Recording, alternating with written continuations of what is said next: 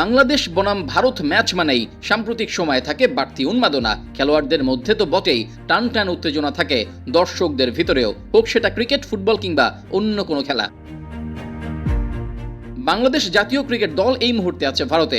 রোহিত কোহলিদের সাথে 2 ম্যাচের টেস্ট সিরিজের পর 3টে টি-20ও খেলবে এই দুই দল। প্রথম টেস্টের প্রথম দিন শেষে নানা কিছু ঘটে গেছে মাঠে ও মাঠের বাইরে, যা নিয়ে এক প্রকার তুলকালাম কাণ্ড বেঁধেও গেছে সামাজিক যোগাযোগ মাধ্যমে, যার মধ্যে অন্যতম ঘটনাটা লিটন দাস ও ঋষভ পান্তের মধ্যে তর্ক। সিরিজের প্রথম টেস্টে টস হেরে ব্যাটে নেমে হাসান মাহমুদের বোলের সামনে দাঁড়াতেই পারেনি ভারতীয় অধিনায়ক রোহিত শর্মা, বিরাট কোহলি ও শুভমান গিলরা। টপ অর্ডারে একমাত্র ব্যতিক্রম যশস্বী জয়সওয়ালকে সঙ্গে নিয়ে সে সময় স্বাগতিকদের হাল ধরার চেষ্টা করেন ঋষভ পান্ত। সে সময় লিটনের সাথে তর্কে জড়ান তিনি।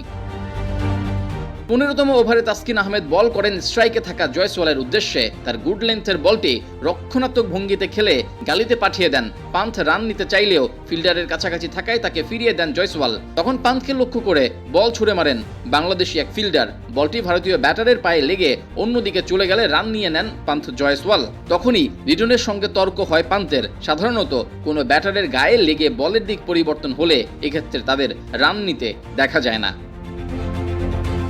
সে কারণে পান্থ জয়সওয়ালের আচরণের প্রতিবাদ জানান লিটন। ওই সময় তাদের মধ্যে কি কথা হয়েছিল সেটি তুলে ধরেছে ভারতের বেশ কয়েকটি সংবাদ মাধ্যম। স্ট্যাম্পে থাকা মাইক্রোফোনে লিটন পান্থের কিছু কথাও শোনা যায়। প্রথমে এভাবে রান নিতে দেখে বিরক্তি দেখান লিটন। ভারত বাংলাদেশ ম্যাচে এমন দৃশ্য নতুন কিছু নয়, আর এর আগেও এমনটা হয়েছে অনেকবার। তবে লিটন যে বডি ল্যাঙ্গুয়েজ দেখিয়েছেন তাতে সামাজিক মাধ্যমে রীতিমতো প্রশংসায় ভাসছেন। ভারত কিংবা অন্য দল যাই হোক, মাঠে ছেড়ে দেওয়ার পাত্র যে নন লিটন, সেটা আরও একবার প্রমাণ হলো।